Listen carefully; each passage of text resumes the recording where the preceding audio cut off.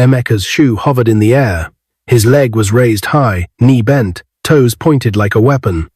And on the dusty ground below him, Esther, his own mother, shrank back in fear. Her old hands trembled as she lifted them to shield her face. Her grey hair was messy, scattered over her forehead. Her tattered ash gown was stained with mud from the market road. People at Oshodi market froze. A woman with a tray of tomatoes stopped mid-step. A fish seller's mouth fell open. Even the Okada riders at the edge of the road turned their heads, because it wasn't just a young man about to kick an old beggar. It was a son about to kick his mother. "You, this woman," Emeka roared, his voice cracking with rage. "You are a disgrace to motherhood. After today, you will stop disgracing me." Esther's eyes filled with tears. Her lips shook. "I did no wrong," she whispered. "I didn't make myself poor. I only asked you to give me money to eat, so I can stop begging." But Emeka didn't care. He leaned forward, anger burning on his face like fire. "I hustled my way to the top, and you won't stop giving me bad names. Everywhere I go, Emeka's mother is a beggar. You want to ruin me." Esther's shoulders dropped, like the words hit her harder than any slap. "Emeka," she tried again. "My son, please, shut up," he barked. His leg swung down. The crowd gasped. Esther squeezed her eyes shut, and right at that exact moment, her phone rang. A sharp ringtone cut through the noise of the market like a knife. Emeka paused mid-kick, surprised. His leg wobbled, then he planted his foot back on the ground with a frustrated hiss. "Phone?" he snapped, staring at her. "Even when you are begging, you are still holding phone." Esther quickly reached into her wrapper pocket with shaking fingers and brought out a small old phone with a cracked screen. The caller ID showed unknown number. Her heart jumped. She didn't know who it was, but something about it felt important. Before she could answer, Emeka snatched the phone from her hand. "Let me see who is calling you," he said, angry like even the ringing was an insult. He pressed the green button. "Hello," he said roughly. A calm male voice answered, serious and respectful. "Madam, where are you now? Just give us the address." Emeka's brows pulled together. "Madam?" he repeated, confused. The voice didn't respond to him like he mattered. It repeated again, firm and polite. "Madam, please, tell us your exact location." Emeka looked down at Esther like she was hiding something. Esther's lips trembled. She stretched her hand slowly. "Give me my phone," she whispered. "Please." Emeka hesitated, then shoved the phone toward her. "Talk," he said. "Let me hear this nonsense."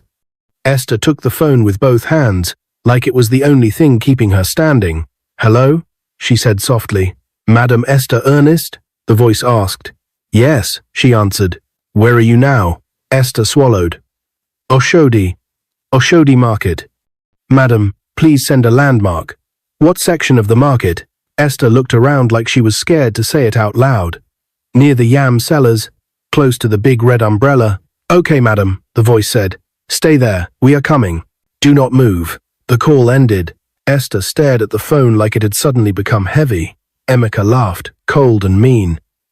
"So now you are doing drama with unknown numbers? Who is 'we are coming'?" Esther didn't answer. She looked away, breathing fast. Emeka's face twisted in anger again. "You think this will save you? You think some fake call will stop me?" He moved closer, voice low now. "Dangerous. Listen to me, Esther. Today, you will learn your lesson." Esther's eyes widened at the sound of her name from his mouth so sharp, so disrespectful. It hurt more than hunger. It hurt more than poverty. She stood slowly, shaky on her feet. "Emeka, you are my son," she said, almost like a prayer. "I carried you. I suffered for you." Emeka's eyes flashed. "You carried me," he hissed. "You abandoned me," the crowd murmured. Some women whispered, "Jesus." Emeka pointed at her like she was poison. "Don't stand there and act holy. You left me when I was small. I grew up without you. Now you have the mouth to come and beg me in public." Esther's throat tightened. She tried to speak, but the words got stuck, because the truth was complicated, and Emeka didn't want a complicated truth. He wanted one simple thing, someone to blame. "I didn't abandon you," Esther said finally, voice cracking. "Stop it," Emeka shouted. "You are a liar." He grabbed her by the arm and yanked her slightly. Esther cried out in pain. The crowd moved forward. A woman stepped out, middle-aged, heavy chest, wrapper tied tight. "Young man," she shouted, "leave that woman." Emeka turned and glared. "Mind your business." Another woman said, "Even if she is wrong, you don't kick your mother." Emeka's jaw clenched. His pride was now on fire. Too many eyes, too many voices. He wanted to prove he was strong. He wanted to silence every pity. He shoved Esther's arm away, making her stumble back again. Esther fell to her knees. Dust puffed around her. She covered her face and cried quietly. Emeka stood over her like a king over a prisoner. "You see?" he said loudly, so the whole market could hear. "This is who she is. A shame, a disgrace, a beggar." He bent down and spoke close to her ear, cruel and cold. "After today, you will stop calling yourself my mother." Esther's tears dropped onto the dusty ground. She whispered, "God sees you." Emeka straightened and snapped, "God should help you find work." Then he turned to leave, still breathing hard, still shaking with anger, like he had just fought a war. As he walked away, the crowd stayed silent, watching Esther on the ground. Some women rushed toward her, helping her sit up. A young girl offered her a sachet water. Esther wiped her face with the back of her hand, blinking through tears. And then, from far down the road, a low, heavy engine sound began to grow. Vroom! People turned their heads. One SUV rolled into view, then another, then another. Black, shiny, expensive. The kind of cars that didn't come to Oshodi market for fun. The crowd began to shift, confused. "Who is coming?" A woman whispered. The SUVs stopped close to where Esther sat. The doors opened. A tall man in a neat suit stepped out first. He wore glasses. His shoes were polished like a mirror. He looked like someone from television. Behind him, two men in dark suits came out, scanning the area like bodyguards. The tall man's eyes landed on Esther, and his face changed. Shock, pain, anger. He hurried forward. "Madam," he cried. "Madam Esther." Esther lifted her head slowly. The man knelt in front of her, not caring about the dust. He looked at her torn gown, the bruises on her arm, the dirt on her skin. His voice broke. "Who did this to you?" The crowd held their breath. Esther tried to speak, but her throat tightened again. The man turned to the crowd, eyes sharp. "Where is the person that assaulted her?" People pointed down the road. "He just left. He is her son." The man's eyes widened. "Her son." Esther closed her eyes, ashamed. The man took a deep breath, like he was trying to control himself. Then he faced Esther again and held her hand gently. "Madam," he said, voice soft now, "I am Barrister Isaac." The name alone made some market women gasp, because it sounded important, like someone who could change things. Barrister Isaac continued, loud enough for everyone to hear. "Madam, congratulations. Your late father, Chief Ernest, secretly owned the biggest sugar company in Nigeria." The market went silent. Even the birds seemed to stop moving. Barrister Isaac looked straight at Esther, eyes shining. "He listed you as the heir," he said, "and now you have officially become the new CEO of Star Sugar Company." Esther's eyes flew open. Her mouth parted. Her hands began to shake again this time, not from fear, from shock.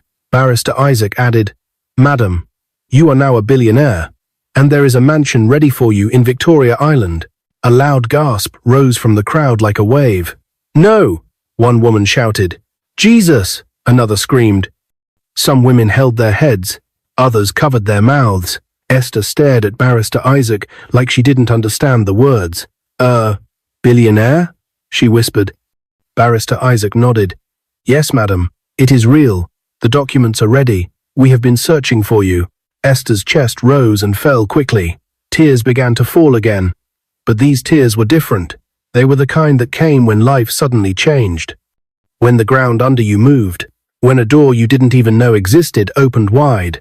And somewhere down the road, Emeka was still walking away, not knowing that the person he just tried to kick had just become the richest woman in his entire world. Esther's knees still felt weak as Barrister Isaac helped her into the nearest black SUV. The moment she sat down, the soft leather seat felt strange, like a place meant for someone else, not for a woman who had just been crying on dusty ground. Her hands were still shaking. Outside, Oshodi market was buzzing like a beehive that had been hit with a stick. People were talking at once. Did you hear that? She said Billionaire. Star Sugar Company? Is it true or is it prank? Esther looked out through the tinted window. Her eyes searched the road. Not because she wanted to see the crowd, because she wanted to see Emeka. Part of her was angry, part of her was hurting, but another part of her, small and stubborn, still wanted her son to turn back and say, "Mummy, I'm sorry." Barrister Isaac sat beside her, his face tight and serious. "Madam," he said gently, "we must move now. Please." Esther swallowed. "Why?" she asked in a small voice. "What is the problem?" Barrister Isaac lowered his voice. "Your son, he is angry. If he hears this news here, in public, he might do something worse." Esther's heart squeezed. "He already did the worst," she whispered. Barrister Isaac's eyes softened. "I know, but anger can grow. And this kind of money, it can make people behave in ways you won't expect." Esther stared at him. The SUV door closed. Kaboom! It sounded final, like a chapter closing. Then the convoy began to move. The cars rolled away from the market, smooth and fast, leaving behind the dust, the shouting, and the shame. As the SUVs moved through Oshodi traffic, Esther's mind replayed everything. Emeka's raised leg, his words, the way he called her a disgrace. Her chest hurt like someone had tied a rope around it and pulled hard. She pressed her palm to her heart and breathed slowly. Barrister Isaac watched her quietly, then spoke again. "Madam, I need you to be strong. There are things you must know." Esther nodded, still looking forward. "Talk," she said. Barrister Isaac opened a black folder on his lap. Inside were papers, thick, clean, official. "Your father," he began, "was Chief Ernest." Esther's eyes flickered. "I know," she said softly. "Not just any chief," Barrister Isaac continued. "He was a powerful businessman, but he lived quietly, like he had nothing." Esther gave a bitter laugh, almost choking. "Quietly?" she repeated. "I suffered.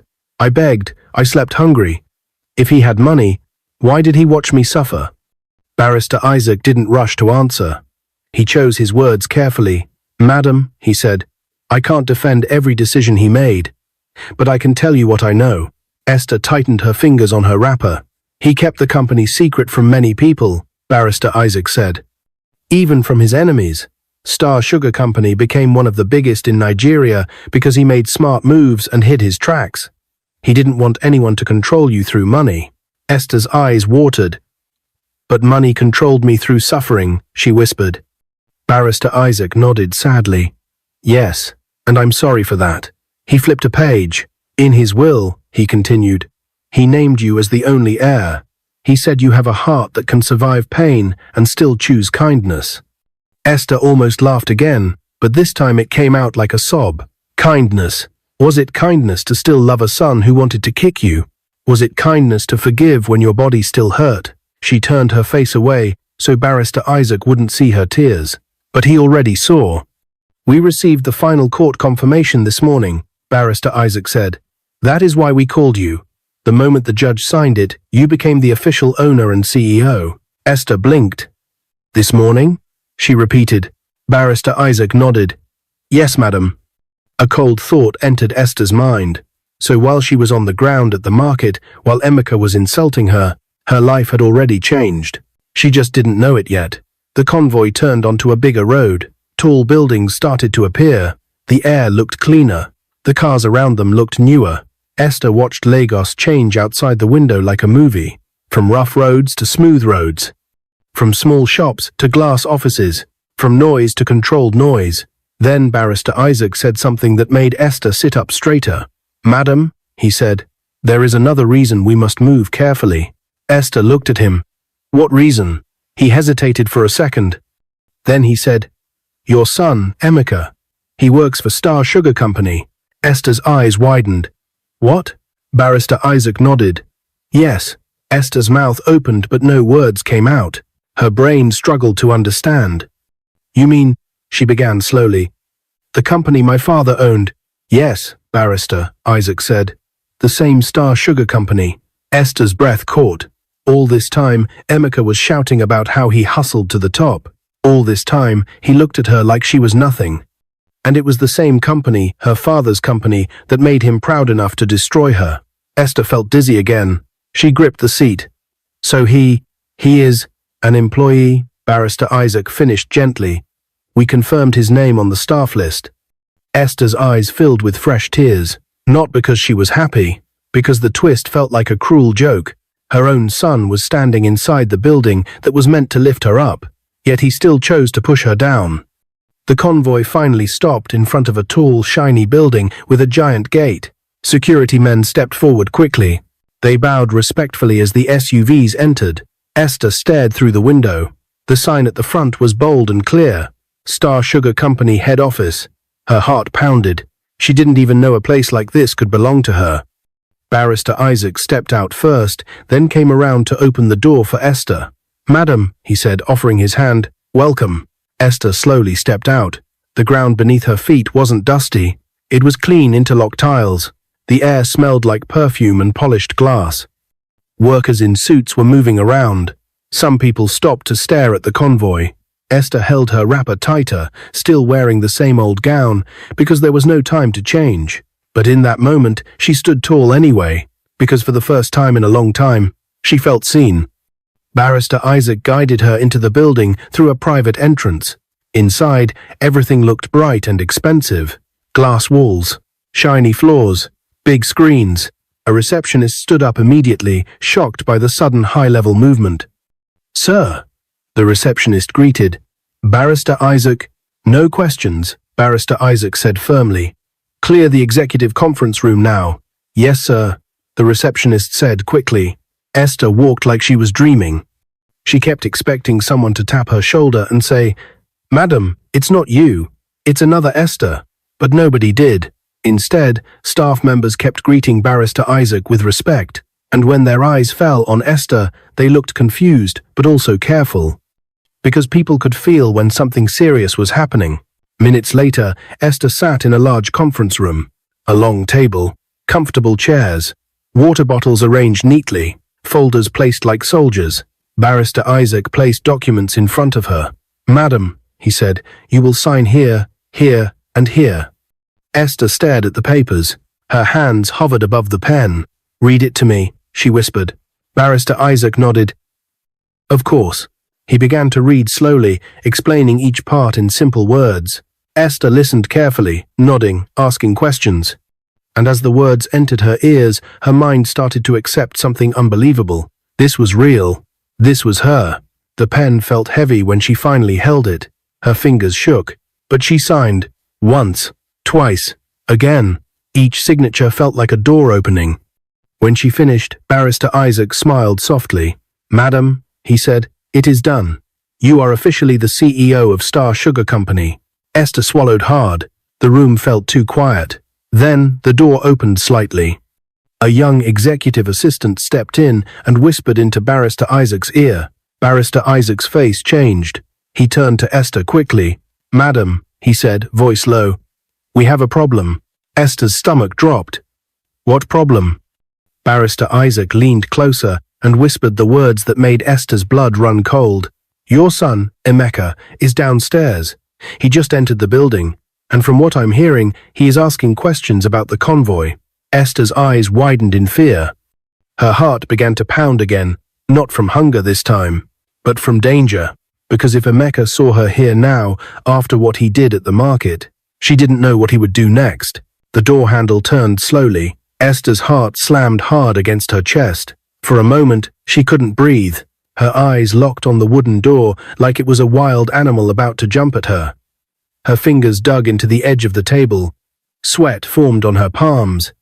Outside, Emeka's voice sounded again closer this time. "Open the door," he said, sharp and impatient. "I said I want to know who is inside." Barrister Isaac stood up at once. His face was calm, but his eyes were alert. He raised one finger to Esther, silently telling her to stay seated. Then he walked toward the door and opened it just a little. "Yes?" Barrister Isaac said politely. Emeka stood there, in his office clothes, neatly pressed shirt, office trousers, ID card hanging from his neck. His face was still tight with anger from earlier, but now confusion had joined it. "I saw a convoy enter," Emeka said. "Nobody brings that kind of convoy without reason. Who is inside?" Barrister Isaac smiled calmly. The new CEO, he said. Emeka blinked. New CEO? He repeated. Yes, Barrister Isaac said. She arrived today. Emeka scoffed. She? Barrister Isaac nodded. Yes, she. Emeka leaned forward slightly, trying to see inside the room. Who is she? Why didn't we get memo? Barrister Isaac didn't move aside. All information will be shared officially, he said firmly. For now, you are not allowed in. Emeka's jaw clenched. I work here, he snapped. You can't just tell me to go. Barrister Isaac's smile faded just a bit. And I am speaking on the authority of the board, he said. Please return to your desk. End quote. Emeka stared at him, anger bubbling. Then, through the small opening of the door, Emeka's eyes caught something. A familiar wrapper. A familiar posture. A familiar shape. His eyes narrowed. No, it couldn't be. He stepped sideways suddenly, pushing the door open wider. And then he saw her, Esther, sitting at the long conference table. His mother, the same woman he insulted and nearly kicked hours ago.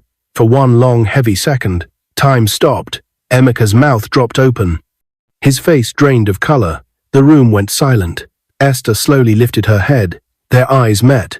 Mother and son. Pain and pride. Regret and shock. Emeka staggered back a step. You, he whispered. What are you doing here? Esther didn't answer immediately. She looked at him, really looked at him. At the sharp suit, the clean shoes, the ID card, the son who looked successful on the outside, but broken on the inside. Finally she spoke. I work here now, she said quietly. Emeka laughed a dry, confused laugh. You? Don't joke with me. Barrister Isaac stepped fully aside now, allowing Emeka to see the room clearly. This is Madam Esther Ernest, Barrister Isaac said, voice strong and clear. The new CEO of Star Sugar Company. The words fell like thunder. Emeka's head spun. No, he said quickly. No, this is not possible. Esther stood up slowly. Her old gown looked small in the big room, but her voice was steady. It is possible, she said. Emeka's eyes darted around the room like he was looking for a trick. This is some kind of setup, he said. You people are mocking me. Barrister Isaac shook his head. Sit down, Mr. Emeka, he said. You need to hear this. Emeka didn't sit. Instead, he took a shaky step toward Esther. You came to embarrass me, Abi? He said bitterly. After what happened at the market, you followed me here to disgrace me in my office? Esther flinched. I didn't come for you, she said softly. I came because I was called. Emeka laughed again, louder now, almost crazy. Called? Who will call you? For what? Barrister Isaac cleared his throat. Your mother is the heir to Chief Ernest's estate, he said. Your late grandfather. Emeka froze. My grandfather? He repeated. Yes, Barrister Isaac said. He owned Star Sugar Company, and he left everything to Madam Esther. Emeka's head began to shake. No, he said again, that old man was poor. He lived in a small house. He used to wear old clothes. Barrister Isaac nodded. Yes, by choice. Esther felt tears well up again. He never told me, she whispered. I didn't know. Emeka turned to her sharply. You expect me to believe this nonsense? Barrister Isaac placed a document on the table and pushed it toward Emeka. Read, he said. Emeka grabbed the paper and scanned it quickly. His eyes widened. He flipped the page. Then another. His breathing became uneven. This was not a joke. This was real. The company stamp. The legal signatures. The dates. The court seal. His knees weakened. He dropped into a chair heavily. This means, he began. Yes, Barrister Isaac said. The company you work for now belongs to your mother. Silence. The kind that hurts the ears. Emeka's face twisted. Shock slowly turned into something else. Fear. Does everyone know? He asked quietly. Barrister Isaac shook his head. Not yet. Official announcement will be made this evening. Emeka looked up at Esther. For the first time since Oshodi market. His eyes softened. Mummy, he said slowly. The word sounded strange on his tongue. Esther's heart jumped. She waited. I didn't know, Emeka said quickly. I swear. If I knew. Esther closed her eyes. If you knew what? She asked. That you were. This? Emeka replied. Esther opened her eyes again, pain shining in them. So if I was still poor, she said, what you did at the market was right. Emeka swallowed. That's not what I meant, he said. Esther shook her head gently. That is exactly what you meant. The room felt heavy. Barrister Isaac cleared his throat again. Mr. Emeka, he said, you are still an employee here, and you must show respect. Emeka nodded quickly. Of course, of course. He stood up and bowed slightly toward Esther. I'm sorry, he said, forcing the words out. For today, for everything. Esther looked at him for a long time. She remembered his raised leg, his insults. The fear. I forgive you, she said finally. Emeka's face brightened with relief. But, Esther continued, forgiving you does not mean forgetting. Emeka nodded again. I understand.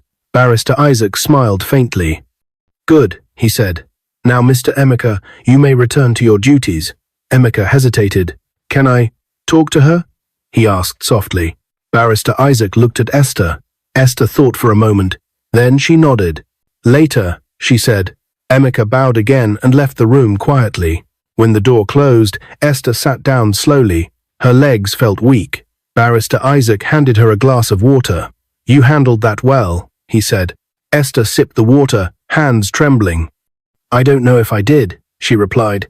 My heart is tired. Barrister Isaac nodded. The road ahead will not be easy. Esther looked up at him. Will he change? She asked. Barrister Isaac didn't answer immediately. I hope so, he said finally. But power can wake up dark things in people. Hours later, the sun began to set. News cameras gathered outside the building. Reporters adjusted their microphones. Inside Emeka's small living room that evening, the TV was on. Emeka sat alone on his couch, tie loose, eyes tired. The newscaster's voice filled the room. Breaking news this evening, Star Sugar Company has officially announced a new chief executive officer. Emeka sat up straight. The screen showed a photo. Esther. Cleaned up, calm, dignified. Her name appeared below the image. Esther Ernest, CEO. Star Sugar Company. Emeka's chest tightened. His phone slipped from his hand. He stared at the screen, tears forming in his eyes. The weight of what he had done finally crashed down on him. He dropped his head into his hands and cried, loud, uncontrolled. How do I fix this? He whispered. But somewhere deep inside him, another thought was forming, a darker thought, a thought that whispered, if she wasn't here, everything would still be mine. Emeka lifted his head slowly. His crying stopped. His eyes hardened. And that was the moment when regret quietly turned into something dangerous. Emeka stared at the message on his phone for a long time. The room was quiet except for the soft hum of the ceiling fan. Outside his small apartment, Lagos traffic roared as usual, horns, voices, engines, but inside his head, there was only one sentence repeating again and again. If you want your problem solved, I know people who can help. He dropped the phone on the table like it was burning his fingers. No, he whispered to himself. No, I won't. He stood up and began to pace the room. His mind felt split in two. One side showed him Esther's face, tired, kind, forgiving. The woman who carried him for 9 months. The woman who didn't scream when he raised his leg to kick her. The other side showed him the TV screen from earlier that evening. Esther Ernest, CEO, Star Sugar Company. Power, money, respect, everything he thought he had earned. Everything he now felt had been taken from him. Emeka pressed his palms against his head. She forgave me, he said out loud. She even kept me in the company. She didn't sack me. He stopped pacing. But she made me report to her, he added bitterly. To my own mother. His chest tightened. Every time he imagined walking into her office, bowing, saying, yes, ma, something inside him twisted painfully. In his world, power meant control. And he had lost it. His phone buzzed again. He froze. Slowly, he picked it up. Another message from the same unknown number. You don't have to reply now. Think about it. Pride is expensive. Oat. Emeka swallowed hard. He locked the phone and dropped it back on the table. I won't do it, he repeated, louder this time. I won't.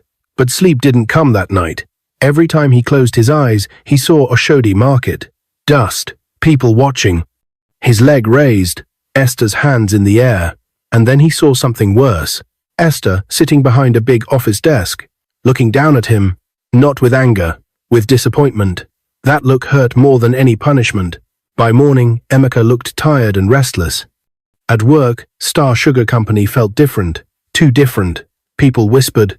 Security stood straighter. Executives walked faster. The air smelled like change. And then she arrived. Esther. This time, she was not in a tattered gown. She stepped out of a black SUV, wearing an elegant white lace outfit. Her hair was neatly done. Her face was calm, glowing with quiet strength. Staff members lined up. Some bowed. Some stared. Some smiled nervously. Emeka stood among them, his heart pounding. He watched as she walked past him. She didn't smile. She didn't frown. She simply nodded slightly. "Good morning," she said. "Good morning, Ma," the staff replied together. Emeka's throat tightened as the word Ma left his mouth too. Inside her office later that day, Esther sat behind a wide desk. Sunlight streamed through the large windows. The room smelled clean and new. Barrister Isaac stood beside her. "Madam," he said, "Mr. Emeka is here." Esther took a deep breath. "Let him come in." The door opened. Emeka stepped inside. He stood stiffly, hands at his sides. "Yes, Ma," he said quietly. Esther looked at him for a long moment. "Sit," she said. He sat. "I want to be clear," Esther began calmly. "You are here because you are qualified for your role, not because you are my son." Emeka nodded. "I understand." "You will report directly to me," she continued, "and you will be judged by your work." "Yes, Ma." She leaned forward slightly. "This is your second chance, Emeka." Her voice softened. "Don't waste it." For a moment, Emeka felt something break inside him. He nodded again. "I won't." But as he left her office, something else followed him out. Shame, anger, and a growing feeling that he was now small in a world where his mother was suddenly big. By evening, Emeka met his fiancée, Amara. Amara was kind, gentle, the kind of woman who listened before speaking. They sat at a quiet spot, plastic chairs under a mango tree near her place. "You don't look okay," Amara said, studying his face. "I'm fine," Emeka replied quickly. Amara frowned. "You're lying." He sighed and looked away. "She's the new CEO," he said. Amara blinked. "Who?" "My mother," Emeka said, bitterness dripping from the words. Amara gasped. "What?" He told her everything. The market, the convoy, the company, the office, the reporting line. When he finished, Amara was silent. Finally, she spoke. "Emeka, what you did to her at the market was wrong." He snapped his head toward her. "You too." "I'm not attacking you," Amara said gently. "But that woman suffered. She abandoned me." Emeka shot back. "She forgave you," Amara replied. "That should count for something." H is 9. Emeka stood up suddenly. "You don't understand." Amara stood too. "Then help me understand." He looked at her, breathing hard. "I built my life with my own hands," he said. "Now she walks in and everything changes." Amara shook her head slowly. "You didn't lose anything, Emeka." He laughed bitterly. "I lost my pride." Amara stepped closer. "Pride shouldn't make you hate your own mother." Those words hit him hard. Amara placed a hand on his arm. "Please, don't let this turn you into someone you're not." Emeka pulled his arm away. "I need space," he said. That night, alone again, Emeka picked up his phone. He unlocked it. The message was still there, waiting. His finger hovered. Then, slowly, he typed a reply. "Who are these people?" The response came almost immediately. "Men who don't ask questions." Emeka's heart raced. "What do they do?" he typed. A pause. Then, "They make problems disappear." Emeka closed his eyes. His mother's face flashed in his mind. Her tears, her forgiveness. His finger trembled. Then he typed again. "How much?" The reply took longer this time. "We'll talk in person." A location pin followed. Emeka stared at it. He could still stop. He knew that. He could delete the message. He could choose forgiveness. But instead, he put on his shoes. The meeting was short, quiet. 3 men, hard eyes, no names. They spoke like this was normal, routine. Emeka listened, heart pounding. When he left, the plan was clear and deadly. Days later, Esther sat in her mansion in Victoria Island. The place was big, too quiet.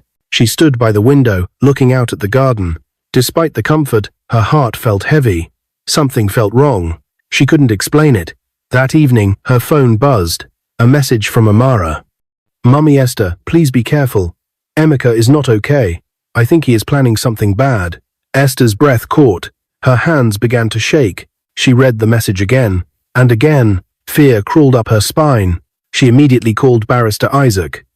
"We need help," she said urgently. Now, outside, night fell slowly, and somewhere in the darkness, men were already moving. The mansion lights glowed softly against the dark Victoria Island sky. Esther stood by the window, her heart beating faster than usual. The message from Amara kept replaying in her mind like a warning bell that refused to stop ringing. "Please be careful." Those 3 words carried fear, real fear. Esther wrapped her shawl tighter around her shoulders and whispered a short prayer.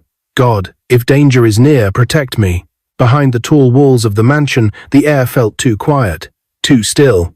Barrister Isaac had acted fast, very fast. Within minutes of Esther's call, police patrol vans quietly positioned themselves around the neighborhood. Officers dressed in plain clothes blended into the darkness. Others stayed hidden behind trees, fences, and parked cars. No sirens, no flashing lights. Everything was silent on purpose. Esther sat in the living room, lights dimmed, pretending everything was normal. Her phone rested on her lap. Her fingers trembled slightly. She didn't want to believe her own son could go this far. But deep inside, she knew something had changed in Emeka, and it scared her. Outside the gate, a black car rolled closer and stopped. The engine went off. 3 figures stepped out quietly. They wore dark clothes. Their faces were covered with caps pulled low. One of them whispered, "This is the place." Another checked his phone. "She's inside." And the third one nodded slowly. "Let's move." They crept toward the gate. That was when everything happened at once. "Now!"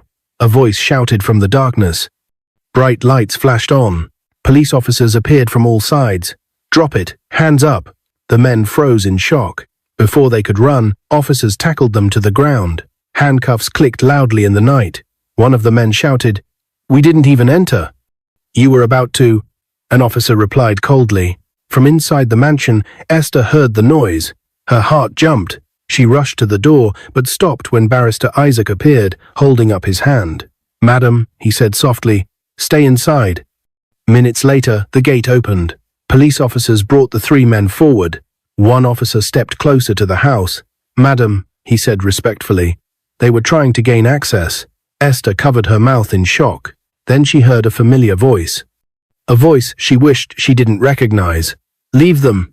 Esther froze. From behind the police line, Emeka stepped forward.